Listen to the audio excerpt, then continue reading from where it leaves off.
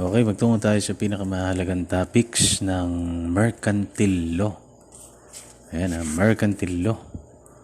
So, magtungo tayo sa insurance. O yung PD number 162 as amended by RA number 10607, insurance. Pero bago natin basahin yung lahat ng insurance, meron lamang tayong note dito. Kasi yung madalas na issue about insurance is yung misrepresentation. So under jurisprudence, the Supreme Court held that concealment or misrepresentation as a defense against liability by the insurer on the policy may be intentional or unintentional. So kahit hindi mo sinasadya, ay pwedeng itrato yon na concealment. Yun siya. Pero in a scenario wherein sa ibang scenario naman, pwedeng mag-collect ang beneficiaries basta beneficiaries ka. There is no showing that the insurer attempted to rescind the policy before the insurer died. So bakit mahalaga yung beneficiary? Kunwari, ikaw ay hindi illegal. Like ang mistress, ipinagbabawal lang batas na makakolekta siya, ang isang mistress. Pero meron siyang illegitimate children. Merong legal na asawa at merong legal na mga anak din yung insured na yung insured, yung nanguha ng insurance, at yung proceeds, yung beneficiary niya ay yung kabit niya at yung illegitimate children niya. Meron siyang legal na asawa at meron siyang legal na mga anak. Hindi maaaring makakuha yung mistress, pero yung illegitimate children ay pwedeng makakuha as beneficiary. Kasi hindi sila excluded dun sa mga hindi pwedeng makakuha.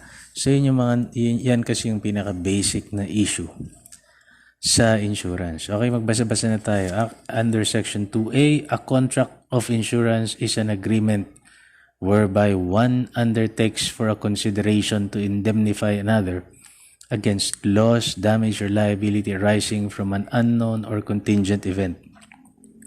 A contract of suretyship naman, shall be deemed to be an insurance contract within the meaning of the insurance code only if made by a surety who or which as such is doing an insurance business as hereinafter provided. So yung contract of suretyship, pwede siyang ituring na insurance.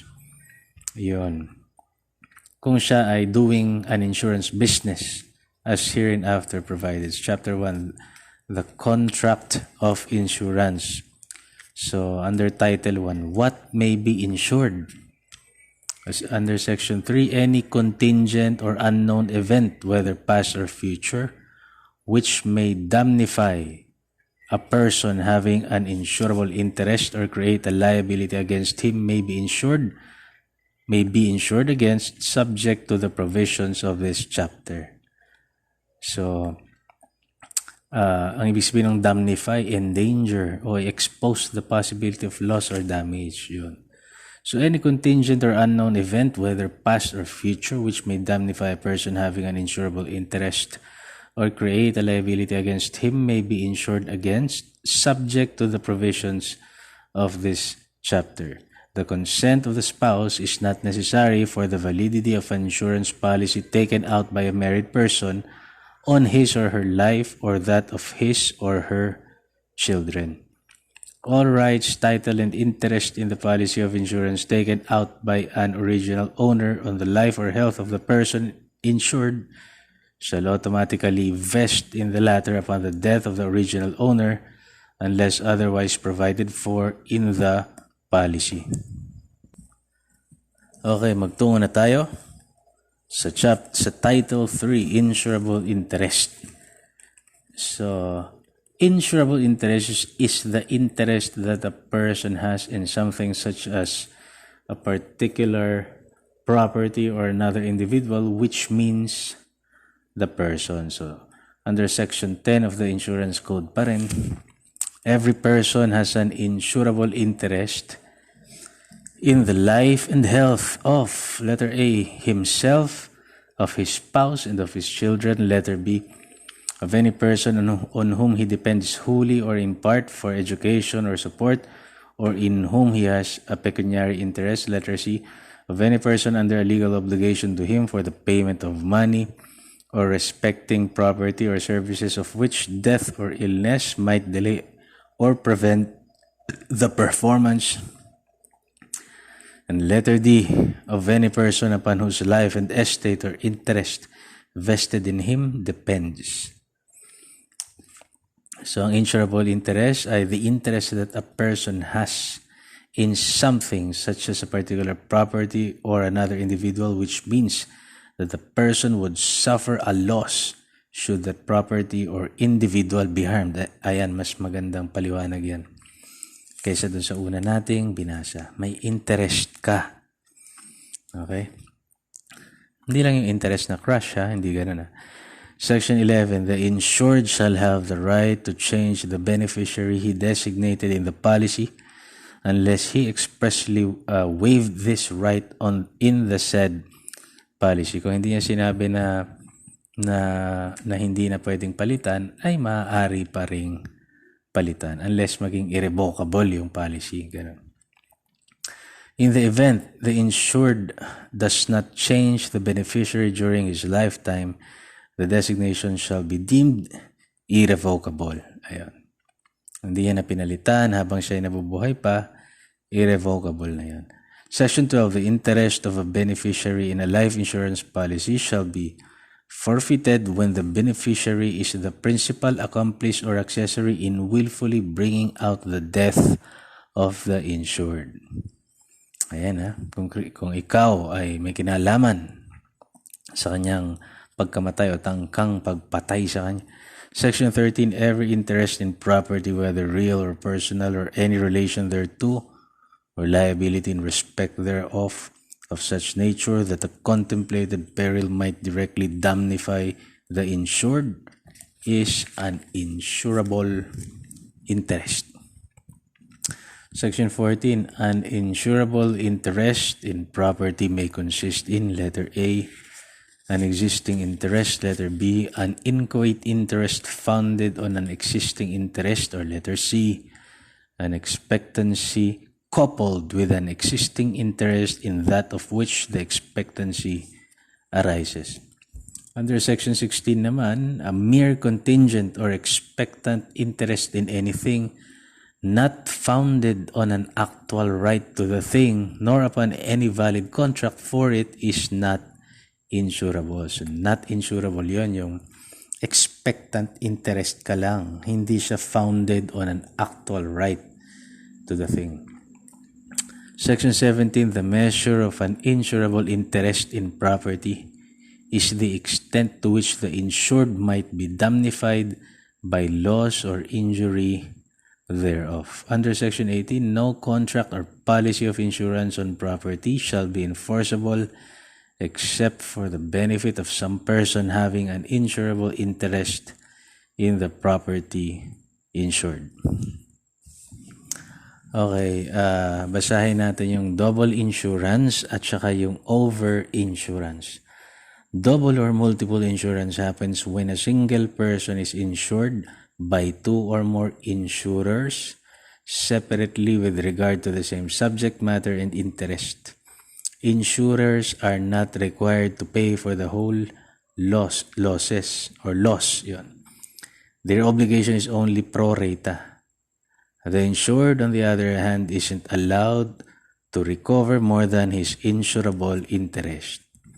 Okay, kung dalawang tao yung nag-insure sa iyo, they are not required. Yung dalawang insurer na yun are not required to pay for the whole loss.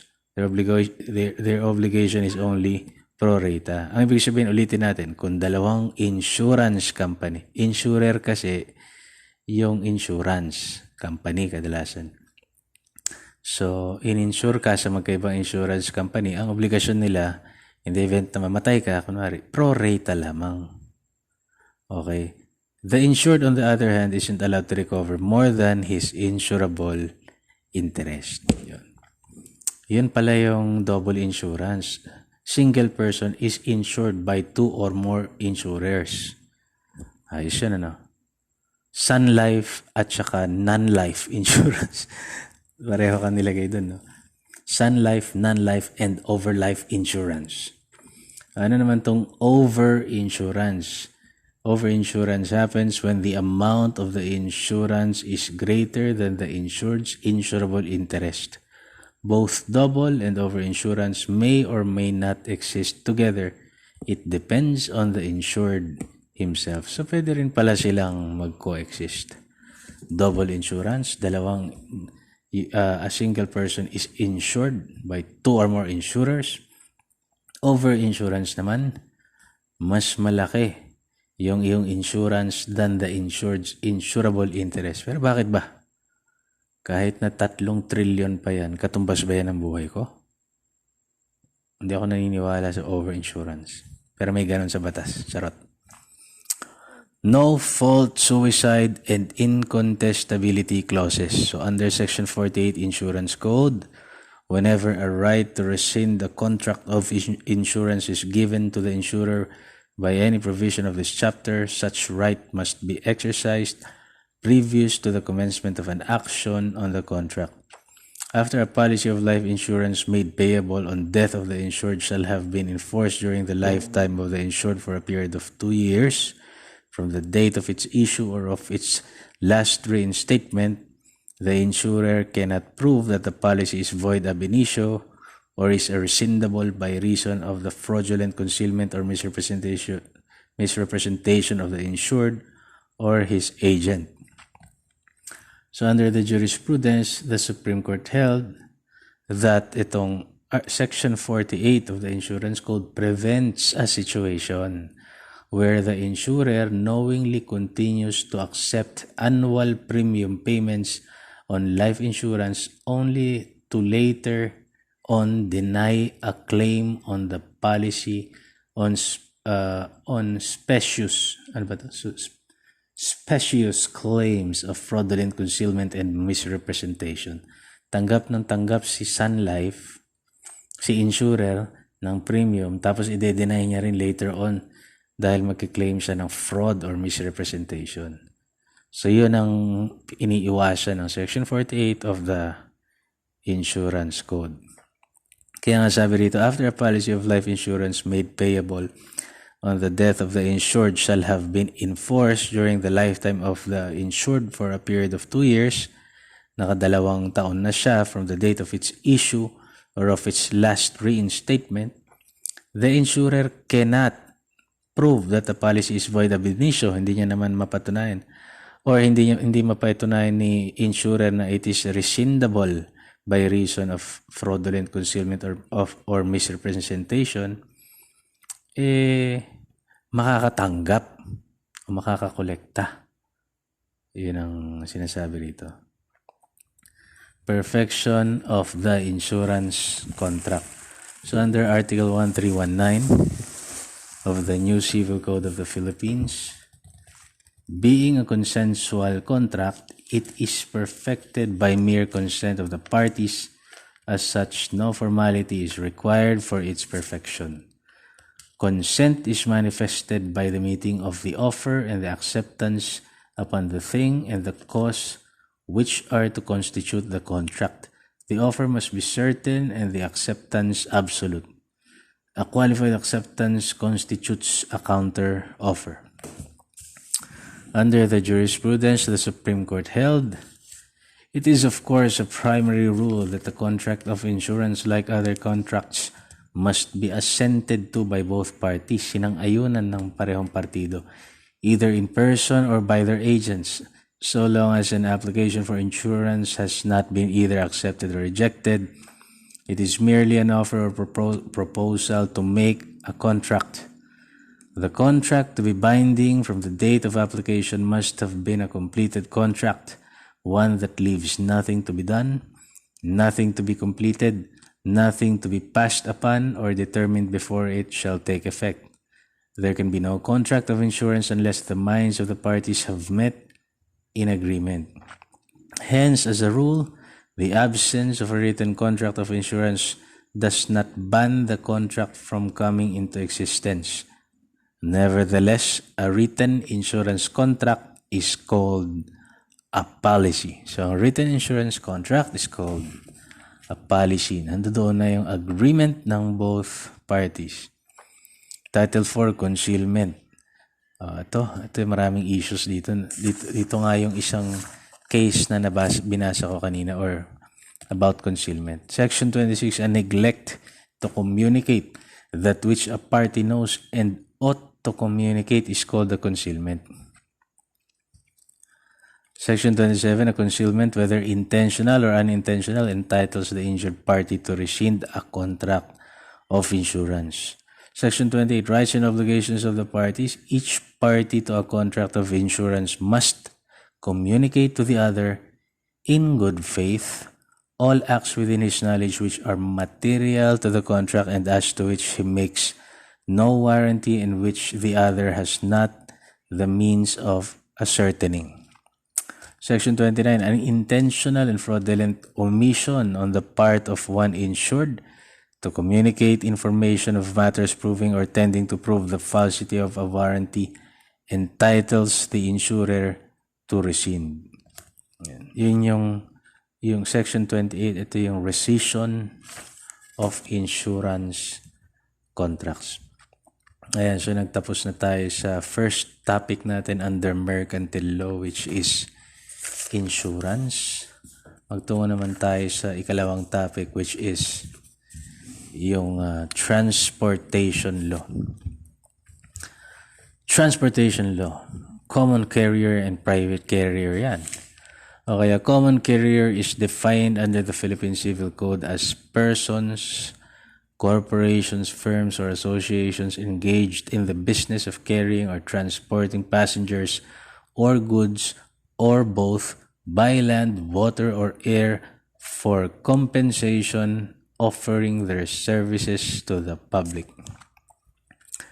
Under the transportation laws, a common carrier engaged in the carrying of passengers from the nature of its business and for reasons of public policy is bound to observe extraordinary diligence to ensure the safety of the passengers transported by them. Bakit sa Maynila, yung mga jeep na nasakyan ko ron, walang diligence, talagang harurot, biglang hinto, sumasakay pa yung pasahero, alis na, Diyos ko. A common carrier is bound to carry the passengers safely as far as human care and foresight can provide, using the utmost diligence of very cautious persons with a due regard for all the circumstances. Ordinary diligence is not good enough. Under the jurisprudence, the Supreme Court held that the common carrier held the common carrier liable daw si common carrier for damages rationating that the victim nagbigay na ration. Ulitin natin, under the jurisprudence, the Supreme Court held the common carrier liable for damages rationating that the victim, by stepping and standing on the platform of the bus, is already considered a passenger and is entitled to all the rights and protection pertaining to such a contractual relation, even though he had not been issued a ticket and gained a seat. The court also ruled that once a public utility bus stops, it is in effect making a continuous offer to bus riders. Therefore, it becomes the duty of the driver and the conductor, every time the bus stops, to do no act that would have the effect of increasing the peril to a passenger while he was attempting to board the same. Such rule equally applies to all common carriers transporting passengers by land, such as taxis, jeepneys, tricycles, FX, public vans. So yun ang batas doon. Extraordinary diligence, the moment tumapak ang pasahero, you are bound to exercise extraordinary diligence na pag-ingatan ng pasaherong yun. Okay. A private carrier naman is one who, without being engaged in the business of carrying as a public employment, okay, is one who, without being engaged in the business of carrying as a public employment, undertakes to deliver goods or passenger for a compensation, transports only by special agreement. So, hindi pampubliko ang kanyang ino-offer na transportation, kundi meron lamang charter agreement. So, tignan natin ang distinctions o pagkakaiba ng common carrier at saka private carrier. As to obligations to carry, yung common carrier bound to carry all who choose to employ it. The common carrier is bound.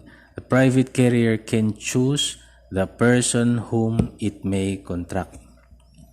So, ang diligence required, extraordinary diligence pag common carrier and ordinary diligence kapag ka private carrier. Kahit na wala ang bill of lading, ito may note dito, basta may receipt ang consignee, there is no breach. Walang breach. Ano yung continuing offer rule? Continuing offer rule is the act of embarking or boarding of a passenger.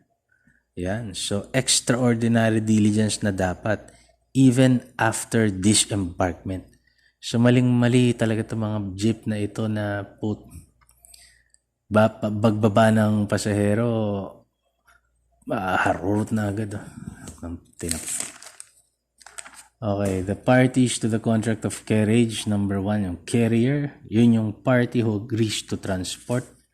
Number 2, the shipper, the party whose goods are transported. Number 3, the passenger, the person object of the transportation. And number 4, yung consignee, the person to whom the goods are sent. Okay, Article 1170 ng Civil Code po ito. Those who in the performance of their obligations are guilty of fraud, negligence, or delay, and those who in any manner contravene the tenor thereof are liable for damages. Article 1759, common carriers are liable for the death of or injuries to passengers through the negligence or willful acts of the former's employees, although such employees may have acted beyond the scope of their authority or in violation of the orders of the common carriers. This liability of the common carriers does not cease upon proof that they exercised all the diligence of a good father of a family in the selection and supervision of their employees. Ito yung only defenses available to common carriers. Ito lang yung natatanging depensa ng common carriers. Number 1, proof that they observed extraordinary diligence as prescribed in Article 1756, and number 2, following Article 1174 of the Civil Code, proof that the injury or death was brought about by an event which could not be foreseen or which though foreseen were inevitable, or a fortuitous event. Fortuitous event is an event of natural or human origin that could not have been reasonably foreseen or expected and is out of the control of the persons concerned. So ano naman, yun lang yung dalawang depensa ng isang common carrier. Ngayon, ano naman yung contributory negligence? Contributory negligence. Under the jurisprudence, the Supreme Court held that contributory negligence is conduct on the part of the injured party, contributing as a legal cause to the harm he has suffered, which falls below the standard to which he is required to conform for his own protection. Ayun yon. So, hindi ka nag-ingat. Diba? Hindi na ikaw ang sanhi, nakadagdag yung iyong kapabayaan na madisgrasya ka bilang isang pasahero. Ano naman yung doctrine of last clear chance? Very important ito sa transportation law. So under the jurisprudence, the Supreme Court held that the doctrine of last clear chance provides that where both parties are negligent, but the negligent act of one is appreciably later in point of time than that of the other, or where it is impossible to determine whose fault or negligence brought about the occurrence of the incident, the one who had the last clear opportunity to avoid the impending harm but failed to do so is chargeable with the consequences arising therefrom. Ano naman yung stoppage in transito? The right of a seller of goods to stop them on their way to the buyer and resume possession of them. Ito yung, kunwari, as on discovery of the buyer's insolvency. So, yung shinip mo na, pwede mong ipastop. Yun yung power. Yun yung the only time when extraordinary diligence is not necessary. That is during stoppage in transito. Kunwari, shipper ka, seller ka, nalaman mo yung pupuntahan ng goods mo, wala palang pambayad sa'yo. Pinay-stop mo siya in transit. Under the jurisprudence, the Supreme Court held that where the injured passenger does not die, moral damages are not recoverable unless it is proved that the carrier was guilty of malice or bad faith. May mga ganun eh. Yung asar yung driver lang sa pagmumukha ng pasahero. May mali siya yung ginawa niyang kapabayaan o pagkakadisgrasya. Okay, so magtungo na tayo sa stipulations limiting liability. So under the transportation law, when a passenger is carried gratuitously, a stipulation limiting the common carrier's liability for negligence is valid but not for willful acts or gross negligence. So the reduction of fare does not justify any limitation of the common carrier's liability. Kaso madalas ginagawa ng mga jeep yan. Wala siya may sakay na pasahero, pabayahe ka kunwari ng Olongapo, ibaba nila kita sa Barreto, palipatin kita ng jeep. Pero may maganda naman silang ginagawa, pinapasakay ka muna nila sa ibang jeep, tapos babayaran na nila yung yun, pwede yun. So yung gratuitously is given or done free of charge o unwarranted. So kahit gratuitous pa, di ba, binawasan ka ng pamasahe, hindi pa rin niya nalilimitahan dapat yung obligasyon niya sa'yo na ibaba ka ng safe siya, dapat mong babaan. So where the Warsaw Convention applies naman, ito puro jeep tayo, ito Warsaw Convention to, mga palipad-lipad to. Warsaw Convention, di ba? Number 1, 16,600 special drawing rights o to 20,000 euro. For death or bodily injury if the Hague Protocol to the Convention applies, or 8,300 special drawing rights or equivalent to 10,000 euro if only the Warsaw Convention applies. Ito yung special drawing rights. Ang special drawing rights, ito yung an international reserve asset created by the International Monetary Fund to supplement the official reserves of its member countries. It is not a currency, it is a potential claim freely usable currencies of International Monetary Fund members. Ikalawa, 17 special drawing rights or 20 euros per kilogram for loss or damage or delay to checked baggage, and 332 special drawing rights or equivalent to 400 euro for unchecked baggage. And number 3, the carrier may also be liable for damage occasioned by delay. Ito yung Warsaw Convention. Pero ang importante rito yung 16,600 special drawing rights o ang katumbas is 20,000 euro for death or bodily injury. Kung mangingibabaw yung Hague Protocol to the Convention. Yan, okay. Okay, so dyan muna tayo magtatapos sa ngayon.